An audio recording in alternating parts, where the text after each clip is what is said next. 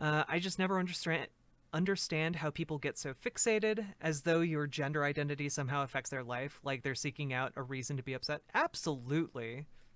That is basically how these people act. Personally, hope we see a Biden win and can keep taking steps towards the rest of the world. Just feel like we're so far behind. Teardom, I feel you intensely. But here's the good news. The good news is we are extremely close to a Biden victory. Nevada, Arizona has largely been called. Nevada going towards Biden. Wisconsin going towards Biden. And then the late poll, like the late absentee ballots in Michigan and Pennsylvania. I feel like we're going to win one of those states. If we win one of them, it's over. It's over, and Biden wins. Um, why not ask them? There's a lot of fuck ups today, man. Uh, I mean, I don't know. Asking people about their genitals, like first thing when you meet them, seems like a pretty antisocial thing to do. I don't know. Yes, I have. I watched his announcement. I've been streaming for 13 hours, so like I've been awake all night watching everything happen here. Um, these things don't happen in a vacuum. It's looking very possible for the moderate left. I just keep thinking we keep taking steps further steps to do more for the people. Yeah, we can absolutely do more for the people. By the way, it's still, yeah, exactly. Brain spouts. There is so much PTSD about 2016 on the right and the left. Like the right was like crowing like 9 hours ago about how it's like Trump won. Why are we even doing this anymore? Um, well, citizens of Andromeda, I didn't respond because your question is clearly inappropriate. If you were at work and you asked a new employee or colleague about their genitals, you would get fired. What the fuck is wrong with you? That that's the problem with your question. Cuz you're a giant piece of shit. Like obviously when you're asking about someone else's genitals, you're being a piece of shit. I don't feel like I should have to explain this to you. Um like what? Do you want to physically inspect everyone's genitals? Is that where your head's at? You fucking pervert. Gosh. It's inappropriate because you have no answer. Oh, sorry, I don't want to talk about my genitals with a stranger. Yeah, sorry, I'm the one being inappropriate here. Gosh, you people can't even be consistent. If you're going to apply these standards online, at least fucking apply them in person with other people. Like you're so pathetic and you can't even see it. It's really sad. Um, let's see. Is there a particular reason why people wait? Some people say that mail-in vote will be favored for Democrats. Shouldn't the mail-in vote be the same as the regular vote? Largely, how is your doggy? My doggy's great, and B, largely it's due to let's see if I have it pulled up somewhere still. Um, where did it go? Where did I put it? I have so many tabs up. Here we go. Largely, it's because of this. So, as we've seen throughout the COVID-19 pandemic, um, the way Democrats have reacted to the pandemic is very different from the way Republicans have reacted to the pandemic. So, Democrats largely consider the COVID-19 pandemic more of a threat, and people who consider this more of a threat are going to go towards the option that has them interacting with less people, which is mail-in voting, voting early, stuff like that. So there is just a massive disparity this year due to the pandemic that is going to be revealed in the mail-in votes. So it's messing up how these things are counted this year, basically.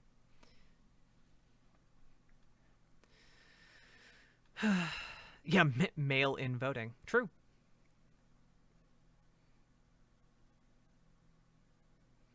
Hello, I am the genital inspector. I'm here to inspect the genitals.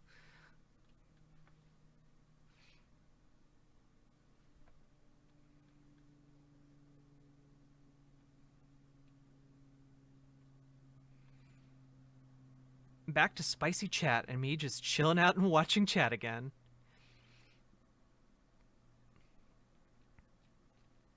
Both parties have the same goal, but the people are still so divided. I don't think the parties have the same goal, to be honest with you. New here because I'm looking for coverage of the election. Mind shouting out what you do with your stream beyond this? You seem chill. Basically, Teardom, I am a market socialist, and the entire point of my channel is for me to talk about politics and make the case for market socialism and why I think moving in that direction, policy-wise, and society-wise, would make our world a significantly better place, both to live in and to just kind of exist in for all of us. So that's my basic premise of the channel. I talk about politics on every weekday, usually in the evening, and this is a very special occasion where I am streaming for an extremely long period of time, because I really, really, really wanted to stream until the election results came in. I don't think that that's going to be the case. I'm not going to be able to do that because results are projected not to be known until Thursday or Friday. But, yeah, Teardom, I appreciate you just spending the time to hear me out, okay? You seem like a pretty cool person yourself. And my concepts are extremely simple.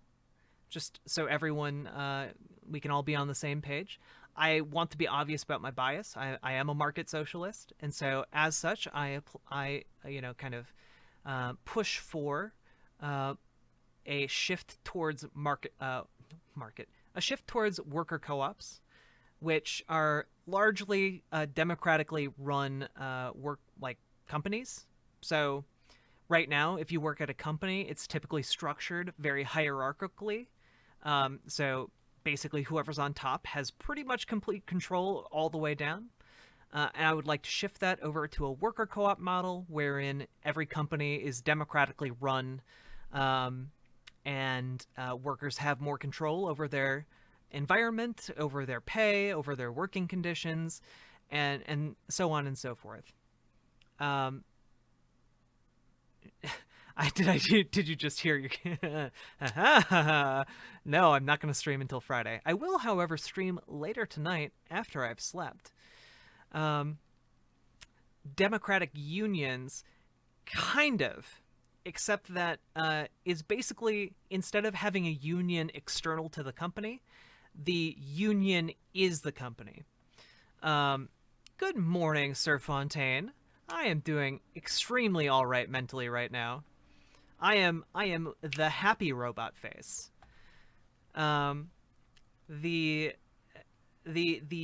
issue of a worker co-op is basically, you're a worker, you have just as much say in what happens to the company as, if you're like the janitor has just as much say as the president. So the company goes in whichever direction benefits the most people. At least that's how it works on paper.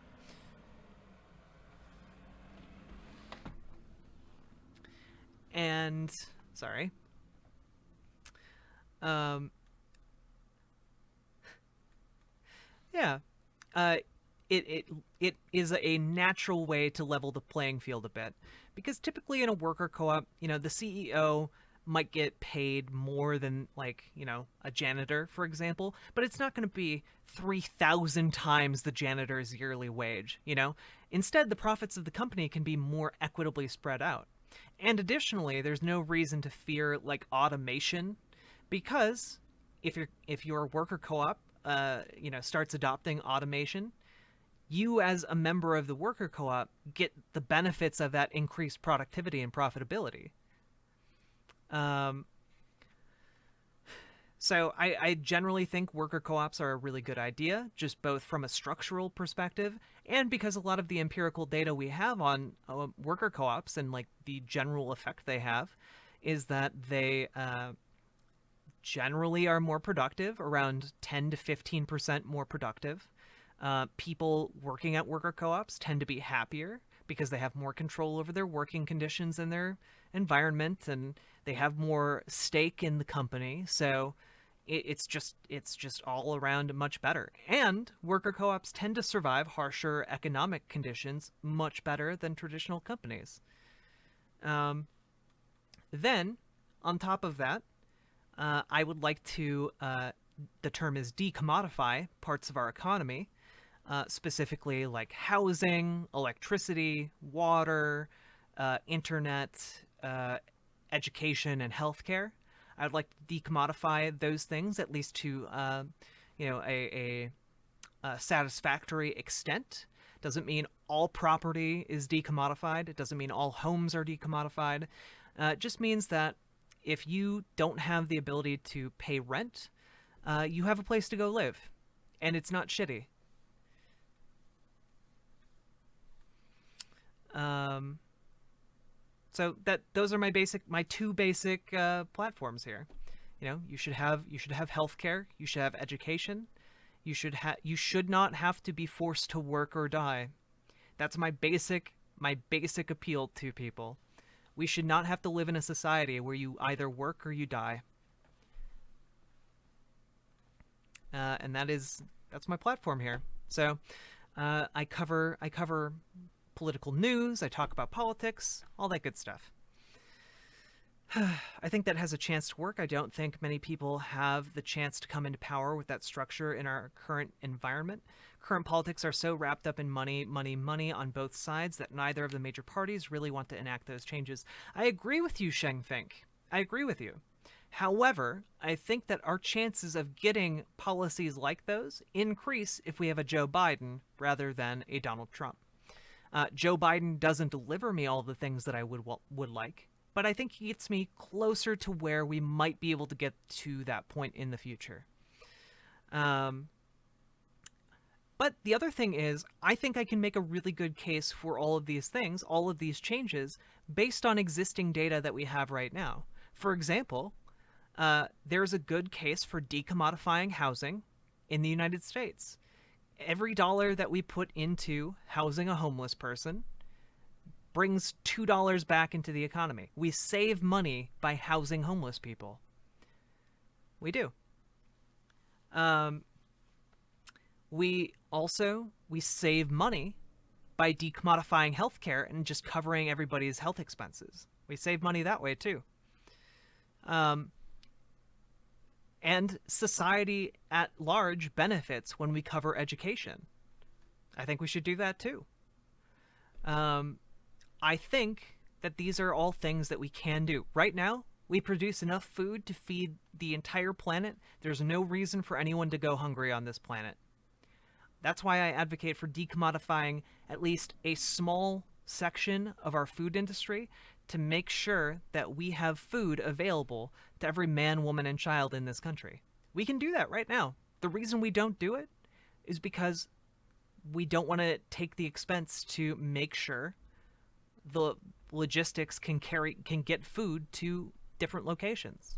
We can do that right now. We can. And I'm in favor of all of these things. Oh yeah, and the real Sheng Fink, I just want, like your comment, I just want to make a point to keep questioning power even if/when Biden is in office. Exactly. And that's why I'm here. That's why I'm here to advocate. Because even if Biden wins, heck, even if Bernie Sanders got elected president of the United States, our work here would just be beginning. You know? Just because the person we're advocating for in a presidential election wins does not mean our job ends. Because working to make the world a better place is a 24/7 job. Whether that is talking with your friends and talking about, hey, maybe a union would be a good idea, or trying to discuss ideas about worker co-ops or things like that. Eventually, I think we can have a positive impact on society, but we only can do that if we continue working together after this election. So we are today taking the hopium, my friends. We are taking the hope pill, because our world can and should be a better place. And I think that we can get there together.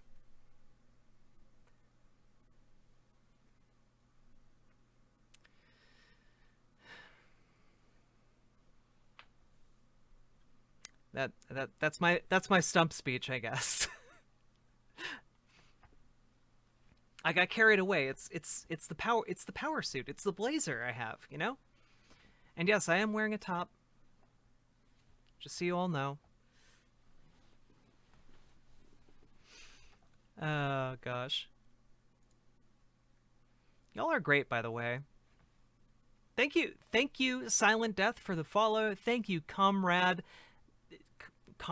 Evan or Comrade Devon. I'm not sure how to pronounce your name, but thank you for the follows. Thank you, Sir Fontaine 421, or 421. I'm just gonna call you 421, okay? Thank you, Teardum, for the follow. Thank you, the real Shang Fink. I appreciate all of you immensely, and also you too, Brain Spouts. Who do I think is gonna win? Snowy 2K. Gosh, I'm glad you asked that question. Gosh, I'm glad you asked. I think, if we take a look over at the Politico, I think that Joe Biden, Joseph Robinette Biden, if that is indeed his middle name, this is a very close race. However, friends, I need to point out something. Right now, Joe Biden is projected to win Nevada. Joe Biden is projected to win Wisconsin. And just recently, with 93% of the expected vote in, Joe Biden has overtaken Trump in Michigan. We are now up in Michigan, fellows. So, I just want to point this out. Going down here. If we win Nevada, if we win Wisconsin, and if we win Michigan, it's over. It is over. So we are so close. And you know what? That's not even the best part, because even if we don't win Michigan, we still have a chance of winning Georgia. If we win Georgia, it's over. Our guys got it. And even if we don't win Georgia, if we win Pennsylvania, it's over. Our guys got it. We have an extremely good chance of winning in this election. And Teardum, I'm right there with you. I'm actually pro Second Amendment. You know, if you're gonna buy a gun, join the Socialist Rifle Association, okay? Trump is gonna win Pennsylvania though, and Georgia and North Carolina. Here's the thing: even if Trump does win Pennsylvania, even if Trump does win North Carolina, even if Trump does win Georgia, doesn't matter. If we win Michigan, Biden wins. Doesn't matter. So I just want you all to know, we are in an excellent place to win this election, because Donald Trump has to win Pennsylvania, Georgia, North Carolina, and Michigan in order to win. He has to win 4 states. Or rather, sorry, he has to win 3 states. He does have to win Michigan. And then he also has to win Maine. So in order to win, Trump has to win at the very least 4 states. Biden only has to win 3 states. Okay? Like, we're so close. We are so close to winning, and I am very excited.